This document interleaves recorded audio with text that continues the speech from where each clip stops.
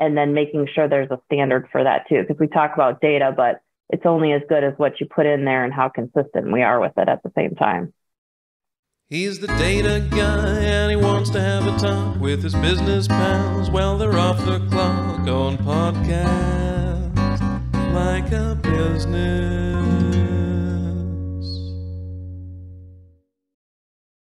Hello and welcome. Thank you today for joining us to Podcast Lab. Today we have the pleasure of having with us Erin O'Leary. Erin, your current position, correct me if I'm wrong, is CIO at Janel Group, and we'll let you... That's correct, yes.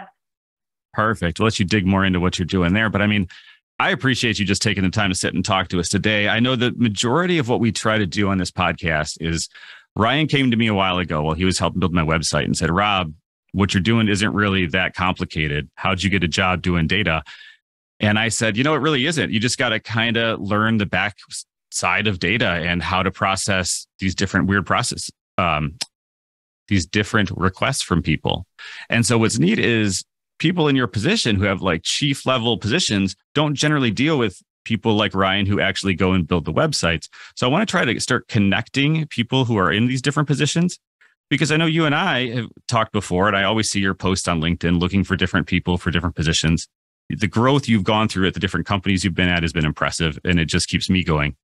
But yeah, that's kind of why I wanted to bring you on today, is to help bridge that gap and kind of send the elevator down for people like Ryan, who may have some sort of background in technical things and want to get into the world of IT. What is that like in the world of corporate America, and what has that journey been for you? The first thing I think is important to point out is the entire leadership team, like the executive team at Janel Group, were really invested in growing all of our staff, creating that growing culture, learning culture, and also rolling up our own sleeves and getting involved and not just going and asking for something, but engaging with all the staff and learning together as we go. And particularly in this industry, in the logistics space, we're a logistics service provider. We do imports and exports of freight, project cargo, and we deal with customs and border patrol, and we do, customs brokerage for customers as well. So really at the core of everything is data for us. So I've been doing this for 11 years now, a little over 11 years. And since day one, I came in and I was basically a super user was my first position. And I learned the database that they were using, and it's just kind of, evolved from there. So for me, it's really important to make sure, like you guys are talking about, send the elevator down, engage others, bring in staff and help them learn and grow as well. And data's at the foundation of everything and continues to be so. And, with the pandemic and all the supply chain crisis and everything else, it's been a big opportunity to show how important data is over the last several years, particularly in the logistics and transportation industry. And so I've been able to leverage that to really drive home how we're inputting data here, what we're using it for, what we're using it internally for, externally, and then making sure there's a standard for that too. Because we talk about data, but it's only as good as what you put in there and how consistent we are with it at the same time. I love that clarification. We talk about that a lot in the job that I'm in right now, is like, without good data, you have no data at all. Right. And so making sure, time clocks are logged, work is logged so that you know exactly what's being billed, all of that. The better that data is, the easier it is to do things like job costing and, whatever other analysis you're doing on that data. So it sounds like, and I guess it doesn't sound like, you told me that you're literally working with data all the time. You started as learning about the database so that you knew the structure of the data. Was there a point either during this position or previously in your life where it kind of clicked that everything is data driven? Yeah, so the first freight forwarder that I worked for back in 2011, this is where I became a super user of their platform. It was a logistics ERP, essentially, the same one that we use today at Janel Group. We were implementing this system at all of the branch offices for that forwarder. And you start seeing people keying in data and generating documentation and reports. Well, why are all these fields blank? well, you got to put it in there, or you have to have a feed from somewhere to get that data. And at that point, there was not a ton of integration options with our partners, which are, like our vendors and our overseas partners, to electronically receive, shipment status updates like you would from UPS or anywhere else. And so at this point, there was a lot of manual keying in of that data, but it's not going to come through if you don't have it in there. So that goes to that whole crap in, crap out situation as well, or none at all. So from that point, and that's been, since that day one, I've seen that, and everything just kind of goes from there. That's at the core. And that's going to be, I'm sure, any industry, but especially this industry. You need to put it in there or integrate it or receive that feed from somewhere else. And that's what we need for our customers too. So, yeah. My God, I love that you said that. I didn't know that was your background, that you were the analyst turned CIO. I resonate with that real well because, I got a job where I was inputting data, keying it in, and then I just made a macro that did 90% of it because I realized if the first 3 were this, the last 12 were always the same. I was like, I don't need to type all 15 of this. I'm not a moron. So I wrote a macro that did it, and I turned in my homework, turned in the work for the day. And they're like, that was supposed to be for this week. What are you going to do now? And I said, I don't know, but everybody's complaining they got so much work to do. What else you got? And so I did the same kind of thing where I just started, beating up Excel, building macros. Then I got into SQL, and it's like a bug. Once you start digging in, you just get deeper and deeper into the database world, right? Because everybody uses it. You know that every part of the business needs to eventually write it to a database to make sure that it happened, or get it out to prove that it happened the previous month. And then from the leadership level, you cannot work on any KPIs of any sort unless you have some accurate data. I mean, you have no idea how the business is really doing. So it's important from the level of the people that are, working with our accounts, keying in that data, to all the way up. So, and everybody's referring to the same data. So it's really been creating those consistencies. We found too, we've grown the business through several acquisitions. So we've acquired smaller freight forwarders and customs brokers.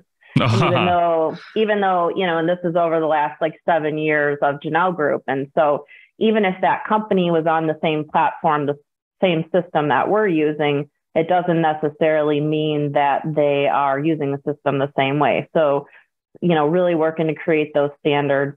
We acquired one company where we found they're not even using the database. They're, just override everything, and then they're keying in for their documents. And so they're literally just typing up a new document each time instead of using what the database is designed for. Oh my gosh. So a lot of training and coaching with that too. But, we're making a lot of progress. Because a lot of people don't have, either you've been in a big database world or you don't. When I started working with Ryan, he didn't even really use Excel much, so I'm teaching him the basics of Excel, and I'm like, you know what, I'm going to probably have to just do a course that's the basics of Excel. Just not that there aren't enough out there. I just want to have one branded and make sure I give my TLDR spin to it, right? Make sure I teach them the stuff they actually care about and not just where all the menu items are. But it is an important tool. And I say you need to, as an analyst, I think they should all have some sort of spreadsheet tool and some sort of data visualization tool. You should be able to express that in some way to other people. You can't just go and there's people who their entire job is digging in the data, but I think it's also behooves a person to learn to speak well in front of others about the data and kind of share those discoveries too. Do you have any of those experiences? What's one of those aha moments when you saw data that was wow, now I can make a better decision because I trust this, or I know I can drive this KPI because I know I can trust the data that's underneath it? Yeah. So, a big thing, and this is particular to our industry, is over the last couple of years, especially with the pandemic, our customers are looking to see statuses on their freight. Where is it? Is it on the water? Has it come in yet? And you heard all the stuff about Walmart and everywhere else where, the shelves are empty and when are we going to get this stuff? And that goes down to the companies that are putting the products on those shelves too. And so as that was all going on, we were implementing a new web interface for our customers so that they had more shipment tracking visibility. Well, most people probably don't think that's all sitting on top of that data, and it's got to come from somewhere. Yes. A piece of that is, internally what our team is inputting into our system.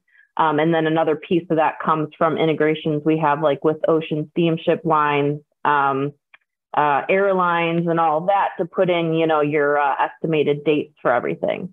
So it's really a combination. So for us, it's been a big deal, but also an opportunity. It allowed us to see some of our shortcomings where we were missing putting in data. Yes, because totally. It's going to be reflective, but also an opportunity to say, hey, this is exactly what we need to get in here to make it work for the customer. And then it also helps us internally, again, on reporting and everything else. So that's been a big one for us. And that's common in the logistics industry, but that's one of the newest things over the last couple of years is you can put this platform or this web interface out there, but if you've got blank fields, your customer is not going to be happy about that. And then they wonder, is this whole system just a garbage? Because maybe some report field's not right, or maybe you're not requiring something someplace. Now they think the entire business must be a sham because, obviously. Oh my God. I love that you're dealing with that too. Yeah. Logistics. That makes sense though. Because what can you do? You can't make things go faster. There's no lever you can pull that turns ships to get in faster, but you can be more visible and you could take that data that you're already kind of using, wanting to clean up and get better and say, you know what, customers, this is the best we got. And I'm telling you what I know, which is a very transparent move. I applaud you for that. Like, that's cool to do, but I've done that before, at other companies too. And as soon as they see the live data, they're like, wait a minute, what about this mistake or that mistake? And it's like, I'll find it out, but I don't know. And that's the best you can do as a partner, right? As a logistics partner, I assume they just want to know the status. That's all you can do. Very cool. Sometimes it's just reassuring them, like it's literally still on the water. It's been 2 weeks. It's still there, but just being able to have the web interface as a reference, and then the staff being able to check our system too and saying, this is where we're at. But it's been big for us, and it really goes back to that whole standard thing too, right? Creating those standards for the data and how important it is, because if you've got one account that maybe 3 of our offices are handling, if they're all working the account differently and using different fields and everything else, and that's all getting dumped into SQL, and the output's going to be different. So we need to make sure that we are, across the board doing the same thing. And I mean, it was funny you say that the outcome's going to be different. People may not necessarily know. They're going to come to the same meeting with the same data thinking they're right, but boy, it could just be completely incorrect and driving you in the wrong direction. And you think you're safe. Yeah, I did a lot of acquisition work too, where we took 20 different companies and put them into one call center. And they're like, all I need you to do, Rob, is give me one report. And I've learned whenever somebody starts with all I need you to do, that it's going to take not that easy, months longer than they're expecting. But I love that you had to do the integration stuff too, and found the same thing, that even though you're using the same system, they're like, nah, I don't want to use the field that way. I'm going to go ahead and use it this way. And I'm sure your boss is just like, go ahead and integrate that, Erin. How long is it going to take? Yeah. But if you don't do it right, every other report down the line kind of gets level set. Yeah. And then you get into custom fields too. And do you really need custom fields for the additional data?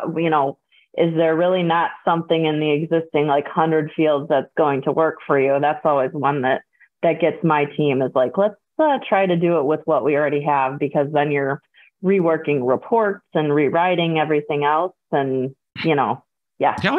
Because somebody did it that way before, and that's what we did in the old system. And so I need that field to have this there, even though it's captured in 4 other fields, even more detailed than that one way they used to write it. Yeah, I totally get you, man. I love that you're seeing that too. That's definitely not just logistics. I'm sure that's across the board. Yeah. Because when do you get back to update those systems and make those business changes? Since you put it in front of your customers like that, all of a sudden it prioritizes, the weaknesses in the system that say, hey, we need to just fix this and it'll go away forever. That's cool how you handled that. So let's talk about the flip side to that then. We talked about a little bit of a time where data gave you an aha moment. Has there ever been a time where data has burned you? I think since coming to Janel Group, and this is similar at all the other companies I've been at, there's, who should have access to what in your system, and where do you go with that, and, what they're inputting and everything else. And so I think that we've been doing our best to do a lot of cleanup. And I'm sure this is a similar theme for not just logistics, but everywhere else, where, you come into whatever role it is and you see all the data that's been put in, whether it's customer records or vendor records or whatever it may be. And there's duplicates, triplicates, all this, just a total mess. And so I don't know if that's one that's burnt me, or maybe I've felt the burn each time I've been at a new a logistics company, but the cleanup process with that, because then if you have 5 records for American Airlines and they're moving freight for you, which one's the main source of truth? Now you're doing cleanup on it. And so now you're being burnt and your whole operations team is being burnt because now you've got some inaccurate data there. So that's a common one with us, where we go through and do some cleanup. And that's because the system was kind of left wide open for many years for people to put in whatever they want instead of, designated people or responsible or maybe some type of approval process for key records like that. So that's one that's like an ongoing slow burn, but you deal with for a long period of time. Learn to lock down those permissions pretty well, I'm sure. Yes, absolutely. Yeah, no kidding. No kidding. Yeah, I definitely, I feel that. Like I said, working for a smaller company, and we ended up rebuilding. One of the first projects I did was rebuilding his ticketing system. And the amount of data that was in there that was basically nonsensical in terms of like structure and quality of content was astounding. And it's still in there at this point. It's just been marked as legacy data because we built the system off of it. But I can just imagine, especially like you said, your company has been acquiring other companies. I'm sure merging those databases together is the same way. Yeah. So anytime we've acquired a company, obviously you have to capture some key data, and we import whatever we can. We've been better though the last few acquisitions with what we're going to allow to actually import into our main platform. So it's, instead of just saying, let's take everything and throw it in there. But yeah. Each acquisition teaches a little more due diligence for the next time, right? Absolutely. Yes. Yeah. And also new experiences each time, because no 2 acquisitions are the same. That's for sure. No, man. I mean, we bought 40 call centers, and I mean, some were some dude's house and some were, a 200 person operation with servers and everything. And I mean, the business just needs one report. They don't care. They assume the data is the same. I mean, call center data is call center data, right? It doesn't really matter until, some customer has some special thing that one company agreed to years ago, and now you've got to figure out how to standardize all that. And I think that's something everybody's doing in all industries. I didn't think about it so much in logistics. I just thought logistics has been around so long that it's just been standardized, but I guess it's never really been brought up. And I did a small contract at a logistics company where they had me write integrations to Shopify and shut down their AS400. They had a bunch of stuff running on AS400. They wanted moved over to like SSIS and SQL. And I mean, it wasn't hard for me, but I always thought that they were just these big these organizations that were all data driven and IT driven for years. But I guess it's these older systems that are now needing to be updated or Excel based running. Yeah. I'd say though, the industry in general has been kind of like a dinosaur when it comes to technology. And then over the last 3 years, people are, maybe last 4 or 5, people are starting to see the need for technology and how important it is to the industry. When I first started, IT was looked at like a cost center, and they just expected stuff to run. And, we were running servers in a closet, and that was not, climate controlled too well. And we were set up, with tunnel connections from all the other offices in the US. And so if the server went down here, I was in big trouble. But it's like nobody wanted to spend to invest in better infrastructure for that. But over the last 5 years or so, that mindset is changing in the industry. And then now, especially since the pandemic, it's really created that opportunity to really say, if we don't have investments in technology, it's not going to drive the business further. We're not going to be able to provide to our customers what we need to provide them. And then you get into the whole employee thing with hybrid work from home, all that type of setup. And you can't do that if you're all running desktop PCs from 12 years ago. So, right. What was that like, being in the CIO position and saying, hey, Erin, we want everybody to work from home. I know we never really talked about this probably before, but yeah. Blitz. It was a quick move to hustle and do whatever you could to get everybody remote, and then kind of like, get equipment out there as quickly as you could. And you just had to be ready because we had no disaster plan of any sort at that point. So, but yeah, so the industry as a whole, it's come a long way. Now we have logistics tech conferences. there's all this emphasis on, logistics technology in general. There's a lot of like venture capitalist funding that's going towards a lot of these companies and solutions now. So there's actually stuff in the market to choose from. And it's, people are realizing now you have to invest if you're going to grow your business. So for me, that's good. It's created an opportunity, and it also shows the importance of what we're doing. And, so it's been nice because you're not having to beg for a few $1,000s to upgrade some equipment or something. It's, an expectation that everyone has running equipment, good platform to use, all of that. Oh my God, I love that. Yeah, no, we're a support team, and I mean, nobody says anything good if you're doing a good job as a support team because the system's just running, right? Like nothing's going down. Right. You only hear when it's broken. Yeah. You only hear when it's broken, and you don't even want to hear when the support team needs money to keep it from not being broken in the future because it's not broken now. Surely you don't need that money. You could figure it out. And you turn that around by using data. And now, to your point, you were viewed as a cost center. I got to think when you appeased the customers and they got quiet by just emplacing some sort of IT solution, that had to be a aha moment for the company of, we need to be using data in a different way. How can we as business units or divisions or whatever use data different? Have you seen any of that kind of take over at your company where people want to use it more? Yeah, I mean, it's growing within all of our operations teams that they're starting to see that it's going to make their job and their life easier if they better utilize the system, meaning better utilize the data and all the tech tools that are out there. And then I will say too that I think especially over the last 2 years, the IT team has been at the table with the business side of the house. And what I mean by that is when we're in discussions, technology is always part of the conversation.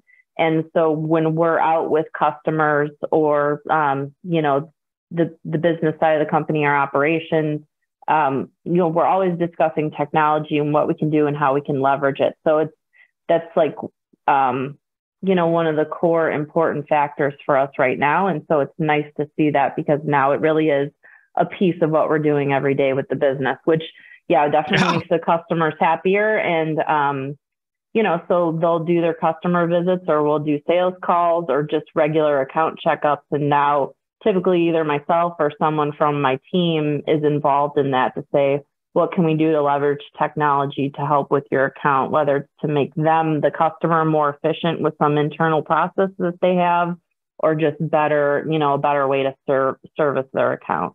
And I'm going to totally pause on that. I love where you're going with that because a lot of times when I say I work in data or I work with data, they think they mean I have to work for a CIO or in an IT team. But a lot of times when I was in an IT team, I would have a cohort on this business side, either in marketing or in accounting or in finance or in all those different divisions. There's opportunities for a person to become a data analyst in those towers. And I don't think people think of those as places to go, hey, if I pick up these data skills and a little bit about marketing, I could be a marketing analyst. Now, I'm oversimplifying marketing analysts, but it is possible for people. And I just don't think they think that. I think they think, oh, I can't get into data because I'm not a computer nerd.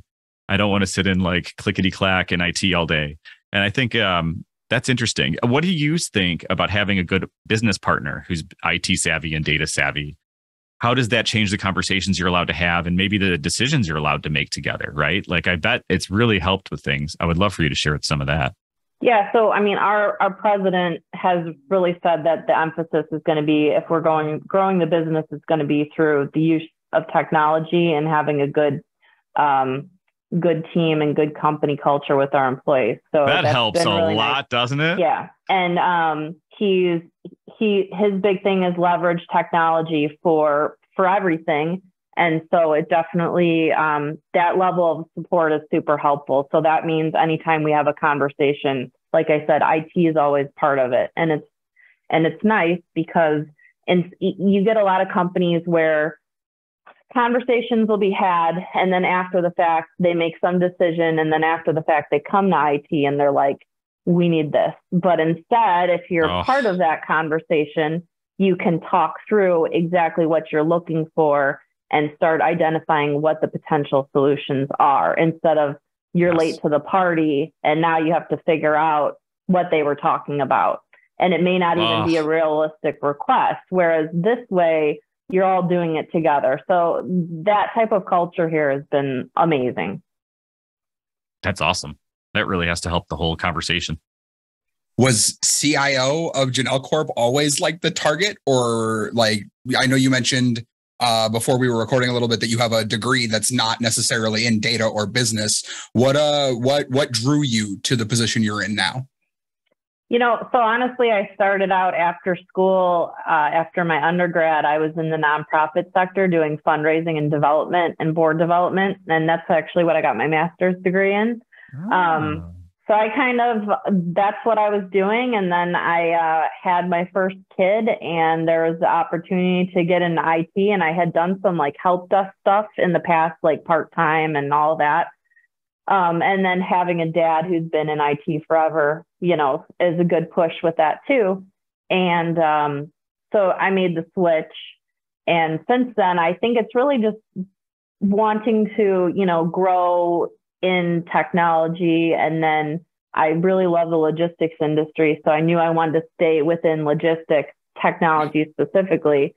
And it's just gotten more exciting over the last 5 years or so. And I don't think CIO was like my, the goal or anything. I just wanted to continue to grow and be able to be a leader in technology in the industry. And a big thing too is to try to have that, be a female example so that there's, other women can see that there's somebody else that's doing this, because there's a lot of women in tech, there's a lot of women in logistics tech, but still I feel like there's not as many as there could be. And you can definitely go into a room in a conference and see that there's still, the numbers are still not equal. And I think there's a lot out there for other women to be able to offer to the industry and give that diversity. And so I hope that I can help encourage that. Oh my God, you help encourage me and my wife, because my wife's VP of operations, and I tell her all the time, you got to look for other women who are doing it. And I refer you all the time because I didn't remember you getting a degree in business, but then now look at you over in IT running business. You got to love it, man. But I mean, who really knows what they want to do with their life when they're getting their undergrad, right? And that's completely why I'm trying to start this class. Like, I don't care if people have a degree. Actually, one of our other guests, the one we talked to, I think previous week to you, will just graduated. He's an analyst, and he's like, so what does 3 to 5 years of experience really mean? And I'm totally I want to put you on the spot for that. Like, how do I prepare somebody to, one, be willing to take that interview on? Because a lot of these people are like, well, I just graduated, I don't have 5 years of experience, I'm just scared. When they would nail it, like they would knock it out of the park and be the candidate you probably want. They just are already stopped at that. And part of it, I told him, I was like, they want to know that you can show up and do what you need to do, that you're going to be able to call in sick appropriately and take vacation appropriately. You're going to communicate troubles you have. They're going to, all these soft skills that I want to build, but I would love just, fill in the real blanks that I'm sure I'm missing. So when we're hiring for a position, or that as an example, to me, it's more important about the person, their potential. And I think just because because we see all these job listings and it's like they want 15 years experience, and then they'll list off, especially for tech, right, a million different things. Well, no one's going to know.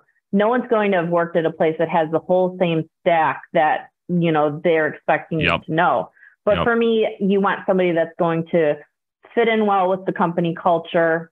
Just that person, are they capable of learning and growing and participating and just having the skills to be able to learn, not necessarily the experience. And I think this isn't an analyst position, but my help desk person I most recently hired over the summer, no professional IT experience.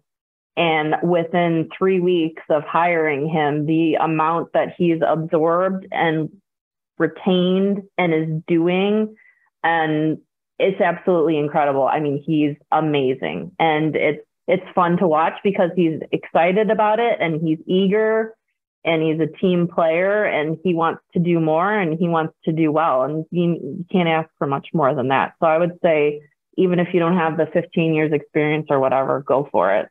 I love that you say those things too, man, that he's eager and all those things. Because a lot of people, just because they don't see it on the job description, they're like, well, or maybe it's on every job description, I want a self-starter who can follow rules. And it's like, I don't know what that means. It's very hard to get what you want onto a piece of paper and then pass that paper to the internet and then all of a sudden fill a role with the right kind of culture and fit and all that stuff. So I love that you're willing to encourage them, because I mean, it's worth applying. It's worth seeing what you go through. There's a whole nother chain I'm trying to start. If you do know anybody in talent acquisition, I would love to talk about the process of, hey, I'm applying as an analyst. I think I fit the skill. Now what? So now I go into Brass Ring and then, or whatever your IT portal is, and it gets lost in whatever rules are there and maybe to the right person. But that's what I want to cover for people next is it's more than just, can I do it? You have to get over that. And then you have to get through, how do I do it well? But I think that guy you just hired, that help desk person, I would say is on a great path to be an analyst in a couple of years. You know what I mean? If he so chooses, right? Because you just apply for the job that seems like it fits your skill and work hard and ask your boss how to get better. You know, like some companies will take advantage of that. You got to be careful, but make sure you have that relationship with your boss. And I think you're okay. Yeah, I think here at Janel Group, it's nice because, you know, if I see someone wanting to do more, I'm totally going to encourage them, and I want to see them be successful, and I want to see them grow within the organization.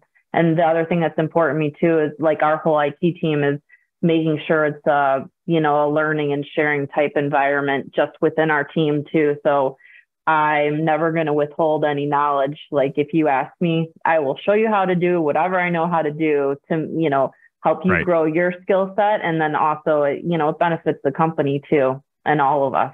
So, yeah. I love that. So we talked a little bit about your history and how you got to where you're at now. Can you tell us a little bit about your day-to-day? Like, what's a snapshot of a day for Erin look like? So I'd say splitting it between, you've got like your general IT side and then your application side of the house is kind of how I divvy things up here. And then like the bigger picture projects that are ongoing that I work on. So managing the day-to-day with, hardware, software, all that sort of fun stuff, troubleshooting. But, I've got part of the team that does a lot of that, but I also definitely roll up my sleeves, and I'm handling help desk tickets as needed as well. So I don't shy away from that. Because if there's stuff going on, if somebody's trying to move freight for a customer and they're having a problem with their email or their computer, I mean, that's impacting the employee and the customer. So that's a priority. So step in where is needed there. And then the team's great too with it as well. And then on the other side, we have the application side of the house. The biggest platform we use internally that I was talking about that runs on SQL, it's called CargoWise. It's one of the top in the logistics industry. And so there's a lot that goes with that for the day-to-day, whether it's like customizations or requests or just general user functionality issues and things like that. So, and we're continuing to build out in that platform, implement new modules and functionality and stuff like that. And then there's the bigger picture stuff. I'm responsible too for cybersecurity. So that's something that I'm pushing out daily, and we're growing with what we do in regards to training and awareness and everything else within the organization. And then also big picture stuff would be, policy development, documentation, and then keeping up with the trends in the industry specific to logistics tech, what's out there, what we should be looking at, what could be a potential solution. And that I do, collaboratively with our operations team. So the business side of the house. So working regularly with the president and the two presidents and CEO and everyone else to talk about what's out there and where we should be looking to go next with technology. And that's like an ongoing daily conversation, I feel like, just to keep up and stay afloat. But that's like a very brief summary. There's probably a lot more I'm missing, but yeah. I love that you hit on talking to those people too, man, because a lot of people think, well, why is our data a mess? I mean, obviously, Erin's in charge of data. Didn't she just buy a system and make it perfect? But a lot of times systems don't come from the CIO saying, this is the best system. It's safe. We won't have any problems. And we know it's good. Salesforce was one of those, man, that just always I was butt heads with, because they would try to sell it to a sales team and then hand it over to the IT team and say, hey, here's how you really need to integrate it. But it's one of those that gets sold as, oh, you don't need any IT help. You can do it all yourself. We're just going to do the business process. And obviously your salesperson may differ, right? And they're all different. I'm assuming your business partner, your president there, is getting sold a similar software from that vendor. It says, hey, look at the new updates, look at the new software. It can make you more efficient. It can make you more of that. But those are integration costs and update costs. And but there's costs to not doing it too, right? So you can't just ignore it and say, I'm gonna, and I've seen CIOs do that too. I said, no, we're not gonna make any purchases for the next 5 years. I just don't want to hear anything. And I'm nervous for those companies. I'm glad you're staying a really good partner with your team.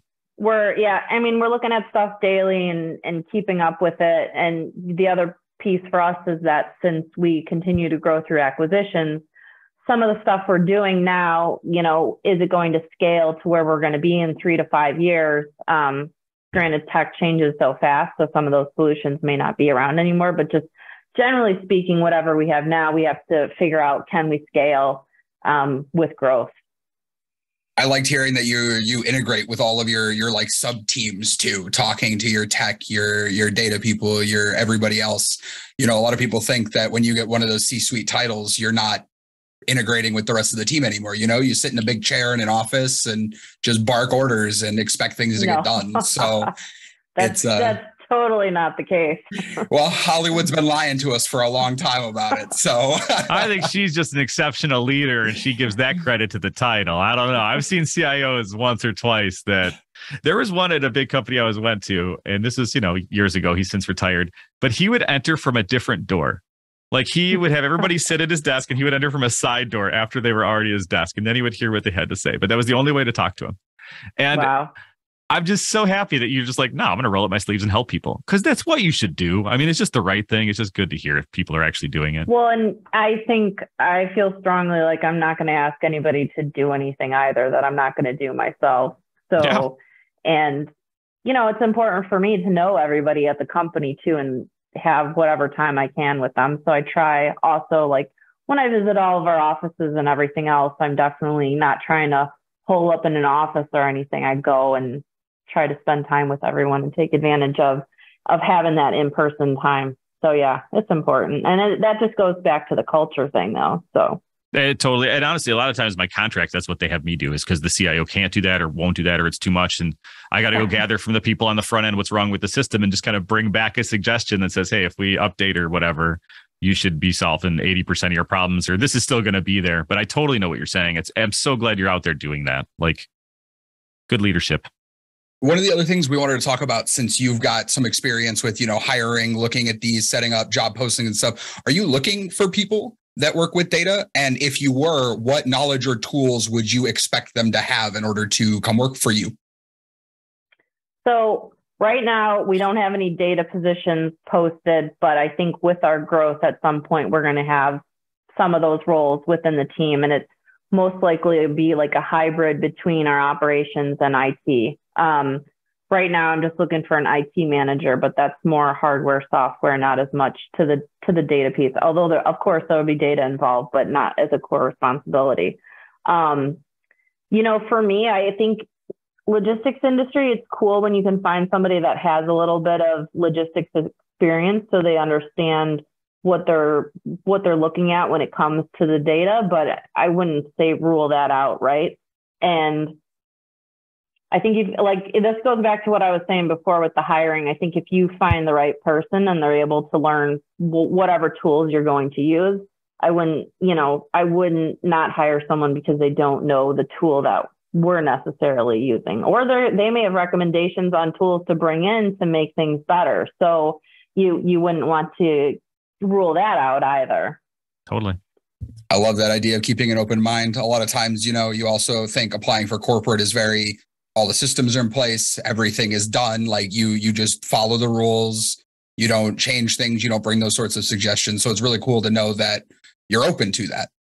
Yeah. Well, I mean, and people applying for jobs are scared because they're like, well, I don't have Cargo. Was it CargoWise? What was the company? Yeah, CargoWise. Yep. And they might see that and say, well, I'm not even going to apply because I don't know what that is. But meanwhile, they've been working in Excel doing it at another company doing very similar logistics data. You would love a person like that to at least throw their hat in the ring, right? Like, so don't let yourself get hung up on, I don't have the specific skill that they say I need. And I've said this before, I think on the podcast, Erin, somebody wanted me to have 10 years of Power BI experience. And I was like, well, I just have 8. And they're like, well, everybody else has 10. And I said, but at least, I'm not lying because it hasn't been around 10 years. Before that, I was doing crystal reports and they just got real quiet. And I was like, but, recruiters are so busy talking to so many people. They're like, how do I differentiate these people? Oh, this gay's got 8 years. This guy got 10 years. This one's obviously better. So I don't get hung up on that stuff. I totally interview the same way you do. I loved hearing it come from you. That was nice. Yeah, well, I've been actively interviewing for our IT manager role right now. And my big thing is like, I want somebody to come in and be comfortable with saying, hey, I have all these suggestions, or now I've kind of seen what's going on. And, I want them to bring that to the table and tell me like, I think these are 3 things that we could be doing better. And here's what we could use to do it. Because I don't want somebody to come in and just, think of whatever Erin got going on. That's the end all be all. So definitely want collaboration on all fronts. And I mean, those are positions people, you might think a manager, if people are afraid of an analyst position, they may think manager, like, I don't have 10 years of experience, but that could be like an analyst plus 2 years of experience. And now you're a manager, because you've seen the system, you've learned the background. That same guy you just hired as a help desk person could 8 years from now be a manager or director or something. And that's what's crazy to think about, is just to give yourself the shot. But it's also getting comfortable with the data and why, and, all those tough conversations, like you said, asking questions and talking to you about things. Yeah.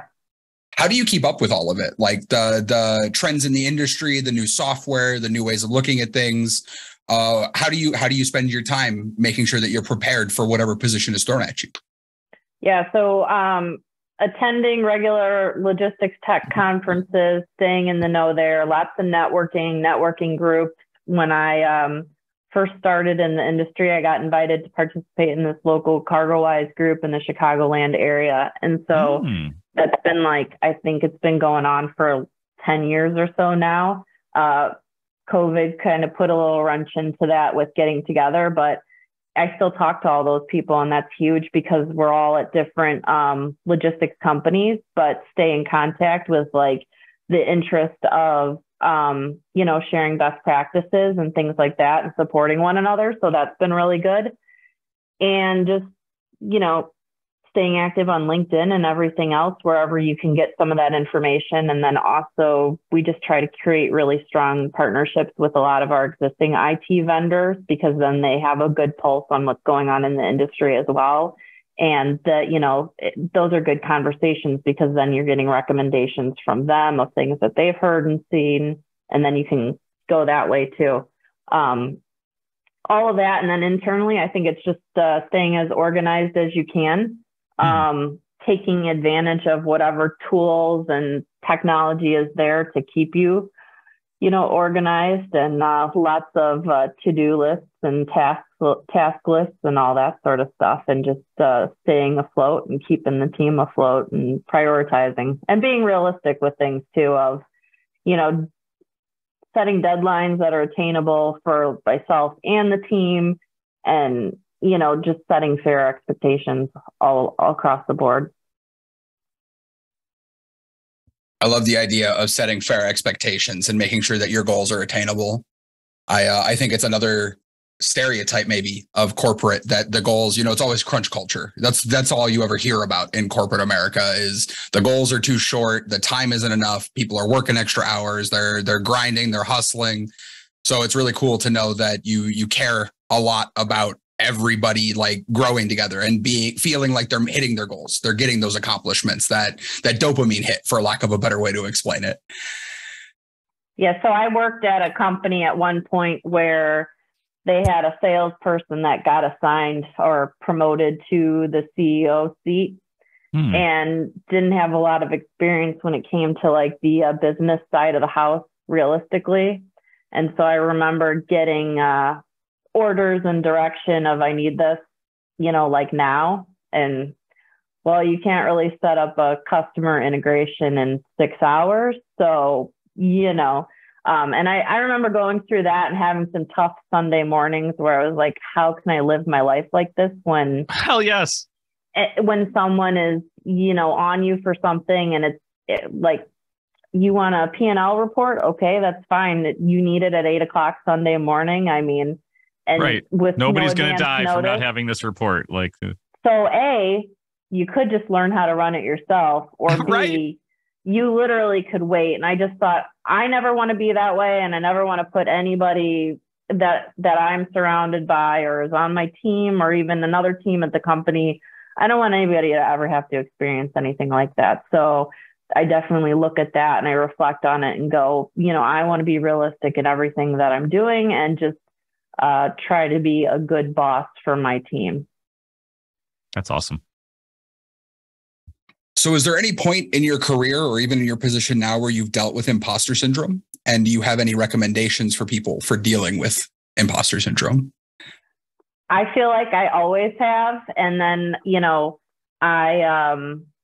I think when I first came to Janel Group, my title was VP of Innovation. I was doing all customer facing stuff at that point. No pressure. And I think like I had a hard time putting it in my signature line because I just kind of felt weird about it.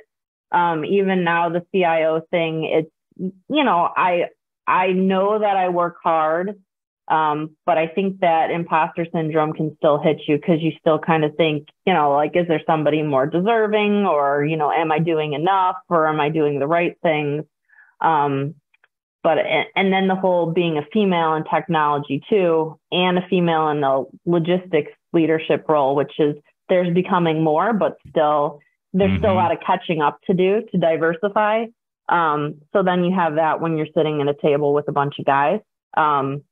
So, I'm getting better with it. I think that just, stay positive and think about your accomplishments and what you've done to get there. And I know that I've put in a lot of time and effort and I continue to do so because it's not like you hit a point and you're like, okay, I can stop working now. And I would not want to do that anyways, because if I'm not keeping busy, I'm bored out of my mind. So, and I like a good challenge, but yeah, so I think that hits everybody a different way, but I think just kind of pushing through. It's really humbling to know that even in a position like CIO that you are still dealing with that and that you're finding ways to push past that. It's been the common answer across most of the episodes. And I'm pretty certain it'll be the common answer across all of them that we're all dealing with it in some capacity or another. I know I deal with it in my position. I mean, I know Rob and I have even had conversations building DataLAB and Podcast Lab and stuff about like, are we actually doing like a thing here? And first of all, and are we doing the right thing here? And so there's been a lot of that too from like a business side. So it's been really interesting to just hear, like, just celebrate the wins. That was really good advice. And it seems so easy, but I think a lot of people get lost in what aren't the wins. Yeah. And I think that you're always going to get people that there'll always still be a few people that have a negative comment about it or like, oh, so you're that now or something about what you're doing. And I think it's just kind of like, let it go because they're saying it most likely because they've got something else going on and, just be proud of what you're doing. I love that. It's wild to come back to that. That sounds like the advice my parents gave me while I was growing up. It's like, if somebody bullies you, it's probably because they're jealous. And I know you weren't talking specifically about bullying and jealousy, but it's the same thing. Like if somebody's trying to tear you down, it's probably because they're dealing with something else. Right. So, and I think it's really important to remember that because, we're all on different paths, different journeys. And I think there's a lot to be happy for right now. But I think, as you've mentioned with the pandemic and everything, there's a lot to be unhappy about right now as well. So it's important to remember that we're all focusing humans. On the good, right? Yeah, exactly. Focus on the good because we're all humans. Like we're all dealing with a plethora of things. Right. And I know one thing you do that made you, I hope helps with the happy is your workout regimen is like insane. You are one of the most disciplined workout people I know. And now your daughter is even working out with you, which is awesome. So you're like training that discipline into the family. I know your husband works out with you and you just ran was it your first marathon? Second marathon. Yeah. So that's freaking awesome. Technically third. So I signed up for the Chicago Marathon in 2007, which was the year that it was unseasonably warm and they ran out of water and they closed the course early. So I think at like 20-ish miles, they rerouted us back to Grant Park. And so I thought someday I've got some business to finish. So last year I put my name in the lottery and I got in. And I was like, all right, I've got business out on this course, and I finished. And then I was like, I'm never going to do that again. And then I signed up for this year, and this year beat my time from last year by a half hour, which was awesome. And That's amazing. Yeah, so I did it because I was determined that I wanted to be able to say I've done it before. And now you've beaten your time by half an hour. That's amazing. Well done. Yeah, I don't like rolling out of bed in the morning. I can't even imagine running a marathon. That's quite the accomplishment. That's another one of those wins to celebrate, I think. Yeah, right. It's like you get to manufacture little wins by just you're winning for you. Like I know when you work out or when I work out, I feel like, man, I did something for my body today. Like, good job, body. Like I care about you a little today. And it is one of those wins that reminds you don't make horrible decisions, right? Like at some point I can make a good decision to work out. And it's not going to be every day for you and I, Ryan. We're not going to run a marathon, my man, but that's okay. We can work out a little bit more regularly too, right? So we can always get a little better at it. I think too that I think it helps you professionally and just with your everyday, if you're exercising, it's obviously going to help you with your mind as well. And I think with a lot of what we're doing with sitting at a desk all day or sitting in meetings and everything else, it's nice to be able to move around and then, kind of have that break from what's going on. So, yeah. I totally get you. I mean, like a lot of the stuff we do is just intangible. Like I could go write some amazing queries that move thousands of rows at night, but I don't see that necessarily. The operations team is going to be super excited, but I can go build something in the wood shop or go for a walk and see like a duck with my wife. And I mean, that's tangible. I remember that. That's something that happened. Like we experienced it. I don't know. It's interesting, the dichotomy between what we do really hardcore in tech and what getting away from us allows us to do, to kind of. Well, and then you can bring the tech into the fitness. So like I wear my wristband every day to know how well I'm sleeping, how hard I go in a workout at CrossFit, and then what my recovery looks like. So I love it. I'm getting all those metrics on here and onto an app. Now, how do you look at that? Do you just look at it on the app and kind of see what your day and your week and your month is? Yeah. And then they make recommendations and it tells you when you've had a bad night's sleep and, what your recovery looks like. So you can see like, well, what did I do yesterday or how did I sleep and where I'm recovered percentage wise.